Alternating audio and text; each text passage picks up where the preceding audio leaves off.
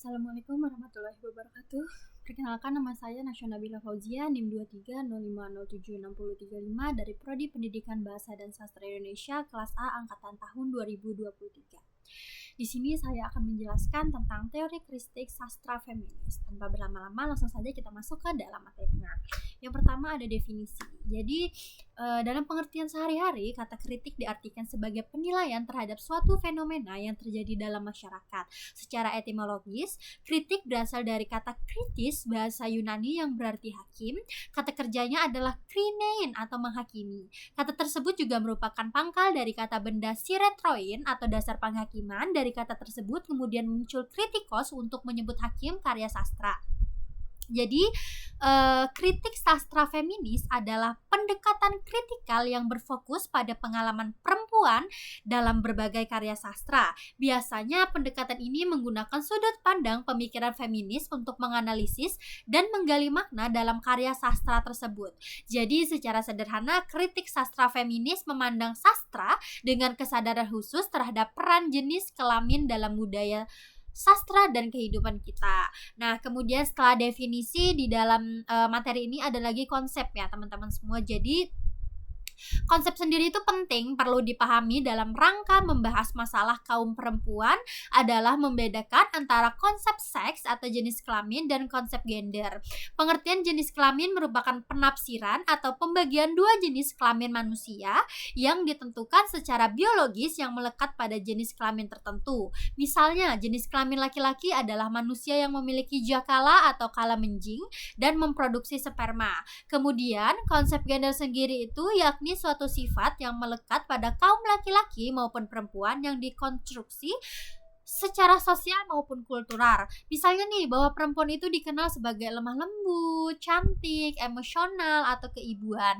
Sementara laki-laki dianggap kuat, rasional, jantan, perkasa. Jadi dari ciri sifat itu ya merupakan sifat-sifat yang dapat dipertukarkan. Nah, kemudian material selanjutnya adalah ragam. Dalam perkembangannya ada beberapa ragam kritik sastra feminis.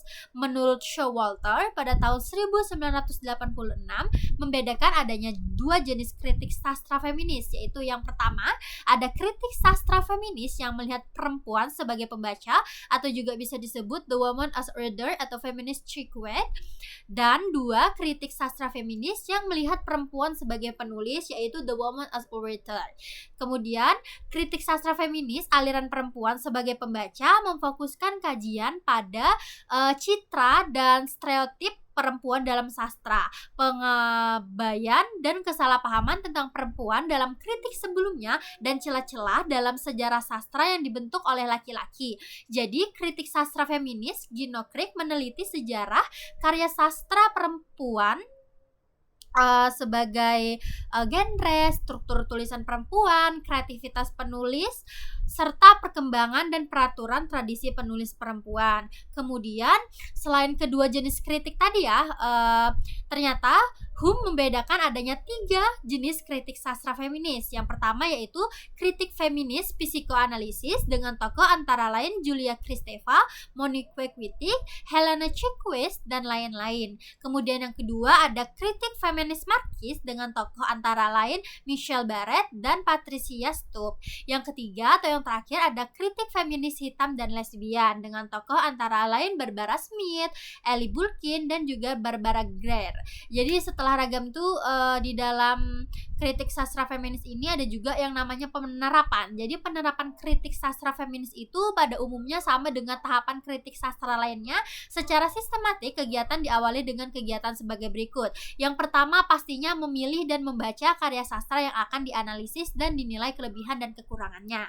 Yang kedua ada menentukan fokus masalah yang sesuai dengan perspektif kritik sastra feminis, misalnya melalui sudut pandang perempuan tentang penulis perempuan atau mengenai cara tokoh-tokoh perempuan menghadapi masalah dalam kehidupannya di masyarakat. Kemudian yang ketiga ada melakukan kajian pustaka untuk memahami sejumlah konsep teoretik yang berhubungan dengan fokus masalah yang akan dianalisis dengan tulisan kritikus maupun peneliti sebelumnya yang membahas masalah yang sama atau mendekati. Yang keempat ada mengumpulkan data primer maupun sekunder yang relevan dengan fokus masalah yang akan dianalisis.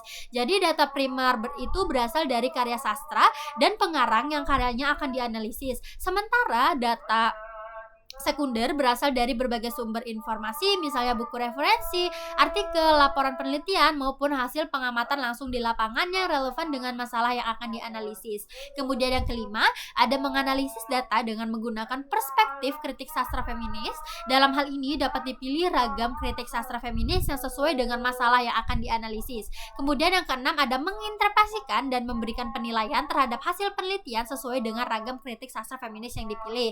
Nah, kemudian yang terakhir nih, menuliskan laporan kritik sastra dengan menggunakan bahasa yang sesuai dengan media yang akan dipilih untuk mempublikasikan. Ragam bahasa Indonesia baku akan dipilih ketika tulisan akan dipublikasikan ke terbitan ilmiah berkala jurnal. Sementara ragam bahasa Indonesia ilmiah populer dipilih ketika tulisan akan dipublikasikan ke media massa seperti surat kabar. Nah, jadi itu tadi 7 penerapan gimana sih sastra feminis ini bisa diterapkan. Jadi kurang lebihnya itu tadi materi yang bisa saya sampaikan mengenai teori sastra kritik feminis ya.